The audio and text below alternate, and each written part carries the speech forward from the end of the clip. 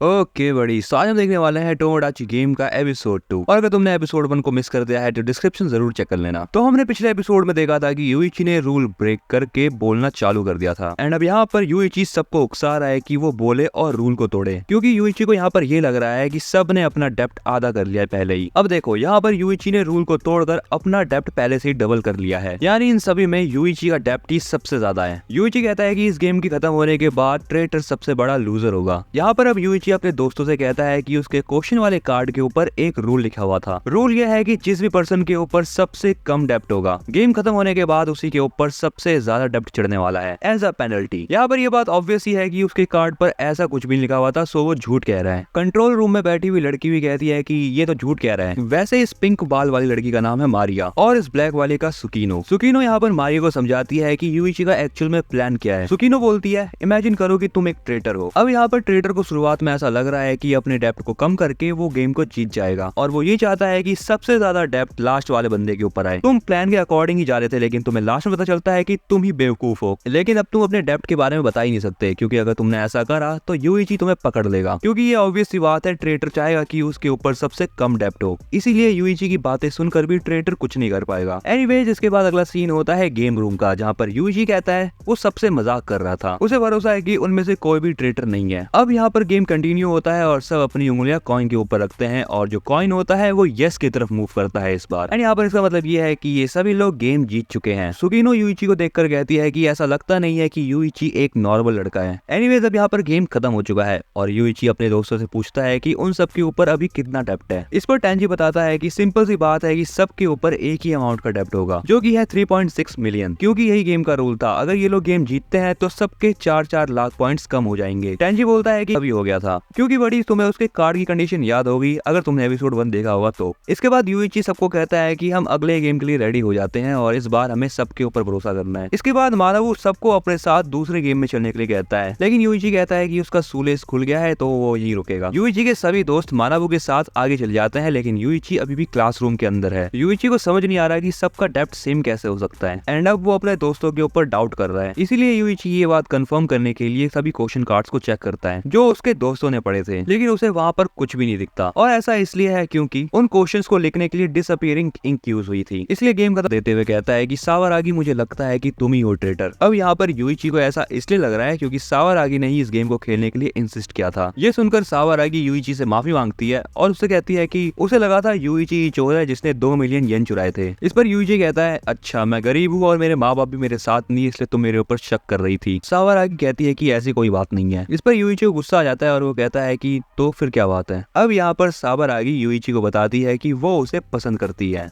ये सुनने के बाद यूइची शॉक हो जाता है और वो सावरागी से कहता है, क्या तुम अभी भी मेरे ऊपर शक करती हो? जिस पर सावरागी उसे समझाते हुए कहती है कि नहीं, तुम चोर नहीं हो सकते। इसी के साथ सावरागी एक और चीज रिवील करते हुए कहती है कि उसका डेप्ट एक्चुअल में 3.6 मिलियन नहीं है, उसका डेप्ट 7.6 मिलियन है। यूइची सुनने के बाद बोलता है ये कब हुआ? सच्ची? मनी मन यूइची सोचता है कि इसका डेप्थ डबल कैसे हो गया। सावरागी बताती है कि जब वो चिल्लाने वाली थी शायद तब उसके मुंह से थोड़ी सी आवाज निकल गई थी, इसलिए अब उसका डेप्थ डबल हो चुका है। सावरागी ये भी क्लियर करते हुए कहती है कि जब यूइची 5th क्वेश्चन में कोकोरोकी को बचाने की कोशिश कर रहा था तब उसने ना चाहते हुए भी सावरागी को बचा लिया। इसके बाद सावरागी यूइची को कहती है कि वो उसको कभी भी धोखा नहीं देगी, चाहे कुछ भी हो जाए, और वो एक साथ टोमोडाची गेम को जीतेंगे। यूइची भी कहता है कि मुझे भी तुम पे भरोसा है। ये सारी बातें देखने के बाद सुकीनो कहती है कि ये यूइची लड़का बहुत ज्यादा तेज है, खासकर तब जब पैसों की बात हो। लेकिन खाली यही चीज काफी नहीं है टोमोडाची गेम को जीतने के लिए, क्योंकि कोई तो है जो कि इनकी दोस्ती को तोड़ना चाह रहा है। यहाँ पर दिखाया जाता है कि टेंजी सावरागी और यूइची की बातों को छुपकर सुन रहा है। अगला सीन होता है छत का, मतलब इनका सेकंड गेम यहीं पर खेला जाएगा। अब यहाँ पर मानाबू की भी एंट्री होती है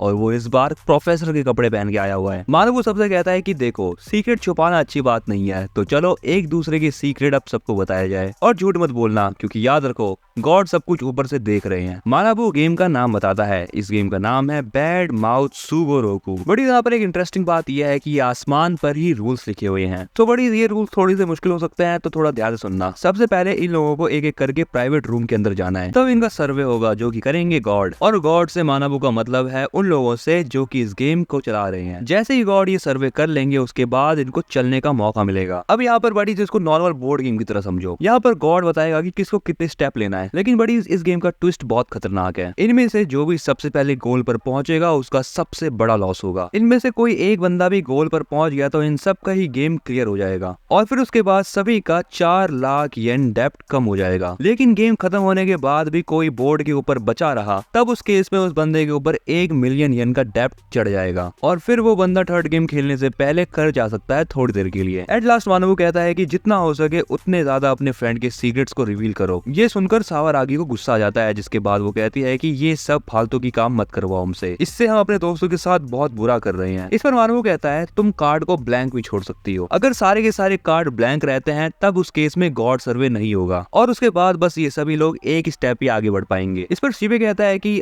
अगर ऐसा है तो इस हिसाब से हम सभी लोग एक साथ गोल पूरा कर पाएंगे। मानवू कहता है हाँ तुम सही हो, लेकिन अगर तुम सभी ने एक साथ इस गेम को पूरा कर लिया तब उस केस में तुम्हें 2 मिलियन येन मिलेंगे। इसी के साथ तुम सभी लोग थर्ड गेम खेलने के लिए मजबूर हो जाओगे और कोई भी तुम में से घर नहीं जा पाएगा। यूइची और उसके दोस्त ही डिसाइड करते हैं कि वो सभी एक साथ गोल पूरा करेंगे। ये देखकर कंट्रोल रूम में बैठी मारिया हंसने लगती है और कहती है कि ये क्या मैराथन है जो ये एक साथ पूरा करेंगे। अब इसके बाद होता है गेम स्टार्ट, जहाँ पर ये सभी लोग अपने कार्ड्स को ब्लैंक ही छोड़ देते हैं। इसका मतलब ये है कि ये सभी लोग एक साथ एक स्टेप आगे बढ़े हैं, लेकिन यहाँ पर इनकी फटना फिर से चालू हो जाती है। जैसे यहाँ पर ये लोग एक स्टेप लेते हैं इन सभी का 1 लाख येन डेप्ट बढ़ जाता है। यहाँ पर यूएचई भी कैलकुलेट करता है कि अगर ये सभी लोग एक साथ आगे बढ़ते रहे तब इनके ऊपर 6 मिलियन येन का डेप्ट चढ़ जाएगा। अब इसके बाद होता है सेकंड राउंड और सेकंड राउंड में भी इन्होंने अपनी पर्चियों को खाली छोड़ा है और इसी के साथ ये सभी लोग एक स्टेप आगे बढ़ गए। अब यहाँ पर जैसे ही ये लोग अपना अगला स्टेप लेते हैं तब इनकी फट के दुगनी हो जाती है, क्योंकि इस बार इनका 1 लाख नहीं 5 लाख येन डेप्ट बढ़ चुका है। अब ये चीज देखने के बाद सबकी शक्ल देखने लायक होती है, जहाँ पर मानवू भी मजे लेता है। मानवू उन सबसे कहता है कि यार तुम कर क्या रहे हो, 2 स्टेप लिए और 6 लाख का कर्जा चढ़वा लिया। इसके बाद वो कहता है कि चलो कोई बात नहीं, मैं तुम्हें एक चीज बताता हूँ, तुम में से जो भी पहले गोल पर पहुंचेगा तब उस केस में सारा एक्स्ट्रा कर्जा उसके ऊपर चढ़ जाएगा। अब यहाँ पर इन सभी को पता चल चुका है कि एक साथ आगे बढ़ना बेवकूफी है। सावरागी मानवू के ऊपर चिल्लाते हुए कहती है कि तुम बस हमें मैनिपुलेट कर रहे हो। अब यहाँ पर थर्ड राउंड में कुछ तो बवाल होता है,